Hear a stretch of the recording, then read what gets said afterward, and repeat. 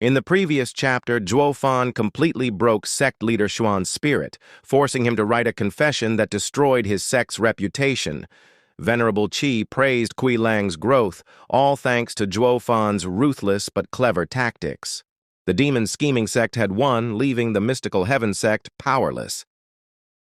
"Let's begin the chapter." The others erupted in laughter, a chorus of cruel amusement.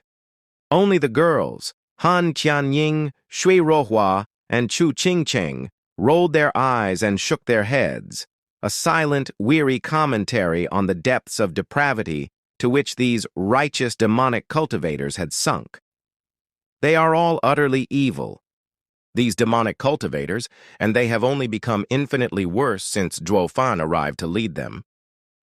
With a long, defeated sigh, sect leader Xuan finished scribbling the self-incriminating facts onto the jade slip. His strength utterly spent, he slumped powerlessly to the ground, the damning slip falling limply at his side. Zhuofan, with a mere flick of his wrist, summoned the jade slip into his palm. He examined the contents, a satisfied nod confirming his victory. The battle was won, not just physically, but in spirit as well. The enemy was crushed, broken. There was no need, not anymore, to fear the repercussions from Double Dragon Manor. Dad, Xian Xiaoyu, finally grasping the full weight of what had just transpired, his face fell, a mask of despair. Sect leader Xuan forced a weak smile, then turned a hardened gaze towards Zhuofan. "Zhuofan," he asked, his voice raspy, "are we finished here?" "Ha ha ha, of course, of course. My sincere thanks, sect leader Xuan," Zhuofan acknowledged, a polite nod masking his true intentions. Then his expression shifted, a chilling bloodthirst replacing the veneer of civility. "Men," he commanded, his voice ringing out across the devastated sect grounds, "kill half of the remaining mystical heaven sect disciples. Yes!" The demon-scheming sect's forces roared their unified response, bowing in obedience. Zhuofan, in a blur of motion, vanished, then reappeared instantly beside Zhuan Xiaoyu. The young man's eyes, wide with terror, reflected the image of Zhuofan's hand as it clamped, vice-like, around his throat. Zhuan Xiaoyu's face turned a horrifying shade of red, all air cut off. He flailed his arms uselessly against Zhuofan, a pathetic, futile struggle. He was nothing, less than nothing, a weak, helpless chick in the grip of a predator. "Zhuofan, what are you doing?" Sect leader Xuan screamed, his voice raw with panic. "Didn't we agree?" "Humph," Zhuofan mocked, his voice dripping with contempt. "Have you never heard the saying, 'Never trust a demonic cultivator'?" he sneered. "You constantly curse us, demonize us, calling us vile fiends, creatures incapable of honor or trust. Yet, at the end of it all, you still foolishly attempt to negotiate, to make deals with us. Isn't that a cruelly ironic joke?" The demon, scheming sect team erupted in laughter, a chorus of mocking amusement echoing through the ruins. Sect leader Xuan trembled, his body racked with weakness. The moment he tried to rise, to move from his spot, he coughed violently, blood splattering the ground, and he slumped back down, helpless, defeated. He could only watch in agonizing slow motion as Zhuofan squeezed, tighter and tighter, crushing the life out of his only son. Zhuofan's smile was pure, unadulterated evil. "Sect leader Xuan," he said, his voice smooth, almost conversational, "I never conduct business without some form of insurance, especially when I'm the one taking the loss. In this unfortunate clash with mystical heaven sect, we have, regrettably, lost many of our own. So to ensure that you don't, shall we say, come seeking trouble in the future, ha ha ha, I'm terribly sorry, but I must cripple you, weaken you, render you harmless. But don't worry," he added, his voice dripping with false reassurance. "Seeing as how this entire affair involves Double Dragon Manor, I won't destroy you completely. Nor will I harm you, sect leader Xuan. That would render this beautifully crafted jade slip utterly useless, wouldn't it? Ha ha ha. With a chilling cackle, Zhuo Fan fully embraced his demonic nature, increasing the pressure on Zhuan Xiaoyu's throat, slowly, deliberately extinguishing the young man's life. Sect leader. Zhuan shook uncontrollably, desperation lending him a final burst of frantic energy. Wait, Zhuo Fan, wait, he pleaded, his voice raw, cracking. You can kill anyone else, and I won't care. I won't say a word, but please, I beg you, spare my son. He's my only... And you call yourself a sect leader? The unspoken thought hung heavy in the air. You only ever cared about your own son, never about the sect, the disciples, the lives entrusted to your care. Everyone, even the defeated members of Mystical Heaven sect, looked at him with undisguised scorn, with disgust. Han Qianying sighed softly, her heart aching. She walked slowly towards Chu Qingcheng, her voice barely a whisper. Junior sister, she began, your man, he's truly amazing. He has even the sect leader completely at his mercy, dancing to his tune. But this is a bit too cruel, isn't it? After all, Mystical Heaven sect, it was once our home. We have so many brothers and sisters here. Han Qianying didn't finish her sentence, but her meaning was clear, unmistakable. She was pleading, begging Chu Qingcheng to intercede, to use her influence to stop the impending slaughter. Every king, Chu Qingcheng replied, her voice heavy with a world weariness that belied her years, rose to his throne by trampling, stepping over, a mountain of corpses. She hesitated, a flicker of doubt crossing her face, but then she sighed, a long, drawn-out exhalation of resignation. She had once been the ruler, the leader of Drifting Flowers edifices, and she knew intimately the brutal realities of power, the cruel necessities of leadership. Being soft now, showing mercy, could easily, so easily, come back as a devastating, fatal mistake, biting you when you least expected it. Drifting Flowers edifices had suffered. Oh, how they had suffered for so long, enduring hardship and loss. And she, Chu Qingcheng, could understand, on a deep, visceral level, Zhuo Fan's actions. This man, he wasn't as heartless, as purely cruel, as he appeared. He was doing all of this brutal, seemingly unnecessary violence for self-preservation, to protect himself and those he cared for from future harm. It would be easy, so very easy, to speak up for Mystical Heaven sect, to plead for their lives, but she couldn't. She simply couldn't risk the possibility, however small, that her compassion might bring pain, suffering, even death to Zhuo Fan later on. Even with the other girls, her former sisters, looking at her with pleading, hopeful eyes, she still resolutely held her ground, steeling her heart against their silent appeals. Chu Qingcheng. Aged, weak voice cried her name, and everyone was stunned. Sect leader. Xuan, his face pale and drawn, looked up from the ground at Chu Qingcheng, his eyes filled with a desperate, heartbreaking plea. Qingcheng, he began, his voice trembling. When you wanted to save that girl's life, I helped you. Didn't I?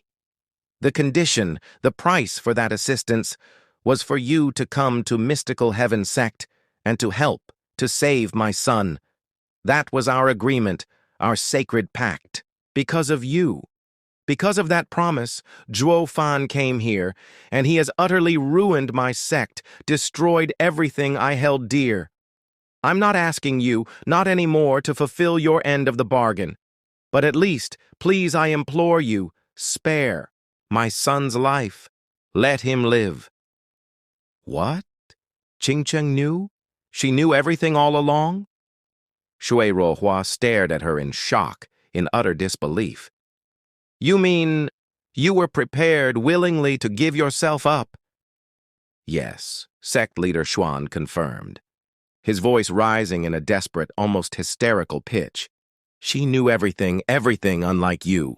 Because she owed me a debt of honor, she was willing to do anything, anything I asked of her.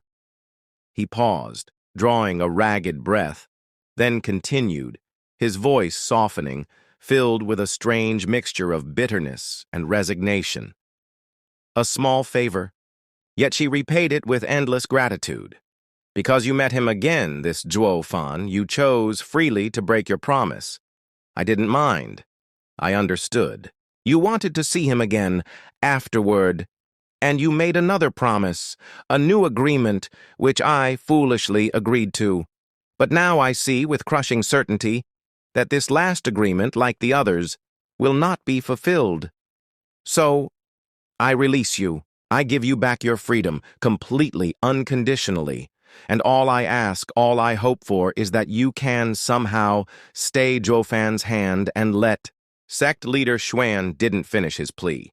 Chu Qingcheng didn't utter a single word in response. The sudden, sharp sound of a body crashing to the ground, followed by a series of choked, painful coughs, filled the silence. It was Xuan Xiaoyu. Zhuo Fan, with an utterly impassive face, had released him. He ignored the father and son, turning instead towards Chu Qingcheng. He gently took her shoulder, a possessive gesture, and began to walk away, his voice ringing out, clear and commanding, across the devastated sect grounds. Demon scheming sect, withdraw. We are leaving. But aren't we going to finish off the remaining mystical heaven sect members? Fiend Yang questioned, confused. There are still at least 100 ethereal stage experts alive. Once they recover, they could... But Zhuo Fan, his arm protectively around Chu Qingcheng, simply said, his voice firm, unwavering, I said withdraw. This fight, this battle is over. The demon scheming sect team, puzzled, exchanged confused glances, but they shrugged, accepting their leader's decision, and began to follow Zhuo Fan, leaving the ruined mystical heaven sect behind.